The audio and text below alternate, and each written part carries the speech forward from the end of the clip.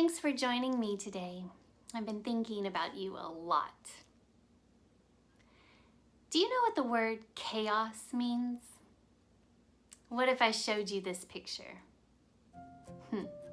This was when Benjamin was about 3 years old. He had big ideas about how he'd play that day, didn't he?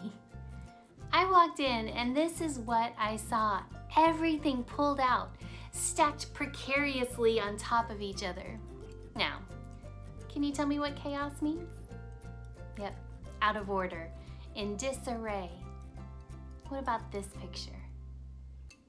Yep, unclear, hard to make sense of. Have you had someone explain something and then ask, so is that clear as mud now? Mud is not clear, is it? So that's just another way to describe chaos. It's hard to understand. There are stories of chaos in our Bibles, and we'll remember some of them and see what they might teach us and tell us today. The first story in our Bible describes creation. In the beginning, God created the heavens and the earth was empty and dark, and God's Spirit hovered over the chaos. And then God spoke, "Let there be light. Let there be sky. Let there be seas and land.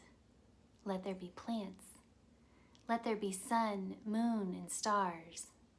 Let there be animals of all kinds.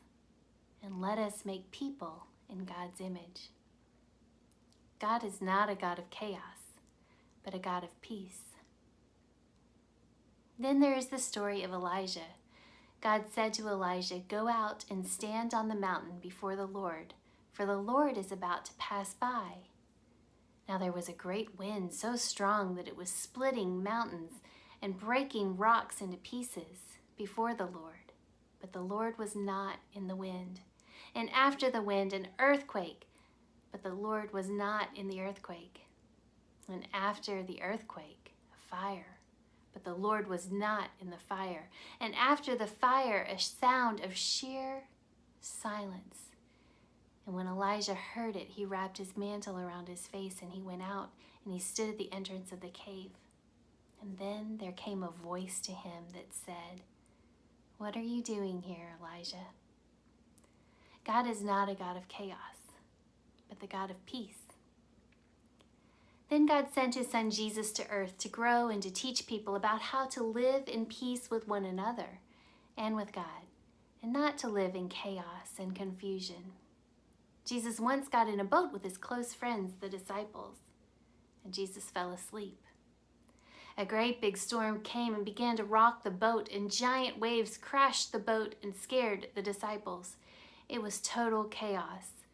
They were so afraid. Nothing was right, and Jesus was asleep.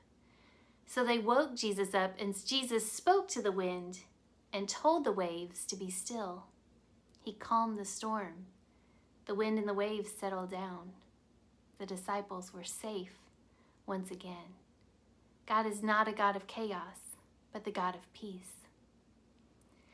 Then after Jesus died and rose again, the disciples who had gathered in an upper room received the Holy Spirit like tongues of flames on their heads. They went out into the streets and began to tell people about Jesus. They were speaking in different languages at first. It was confusing and chaotic. And then everyone began to recognize their own native languages and to understand the good news of Jesus. God is not a God of chaos, but the God of peace. I wonder what part of the story you like best. I wonder if you've ever experienced chaos like any of the examples in today's story. I wonder what happens to the story of God does not speak.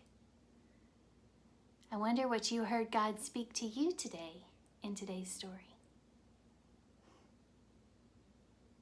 Those are good things to wonder about. I hope you will take some time and reflect on this story and consider how God is speaking peace into some of the confusing and chaotic places that you know and see or maybe feel. Boys and girls, we love you so much, and we'll see you next time. Bye.